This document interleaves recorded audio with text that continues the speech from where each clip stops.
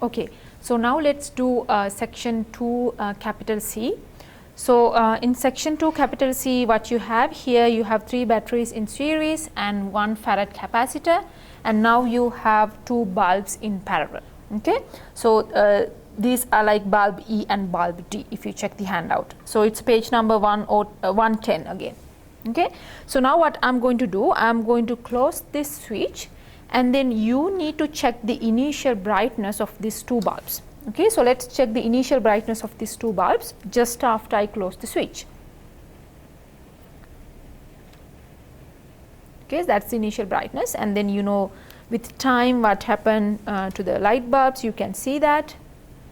Okay, so now after extended period of time, so we spent few seconds, let's spend few seconds, and then let's measure the voltage, the final voltage across the capacitor. Okay, so let's measure the voltage across the capacitor.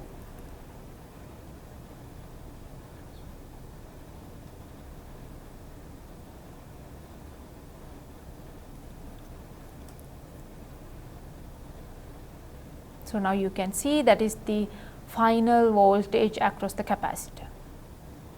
Okay, so now what I am going to do, so now I am going to compare the initial brightness of this bulb. This is section 2 capital A, this is section 2 capital B, 2 bulbs in series, this is section 2 capital C, 2 bulbs in parallel. So now let's connect all 3 circuits together at the same time, and let's check the initial brightness. Initial brightness means what is the brightness just after you close the switch. So before I do that, so in this one I have an uncharged capacitor, here I have uncharged capacitor, but now here I have a charged, fully charged capacitor, because I already connected the circuit, I already closed the switch, and this becomes a fully charged capacitor. So before I do this experiment part again, I need to discharge this first, and you already know how to discharge a capacitor.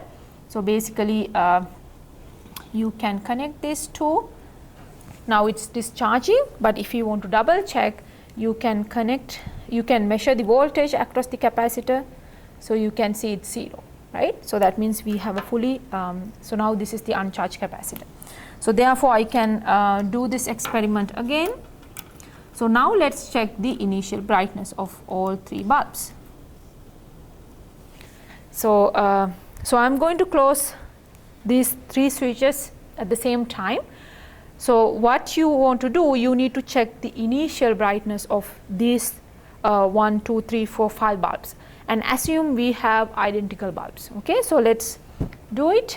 Okay, 3, 2, 1. So initial brightness means you have to check the brightness just after we close the switch. Okay, with time you can see what happened. So that is section 2 capital C, and then section 2 capital D, you can find the answers based on all these results, based on this observation. So that is the capital D. It's you don't need any experimental setup for part 2 capital D.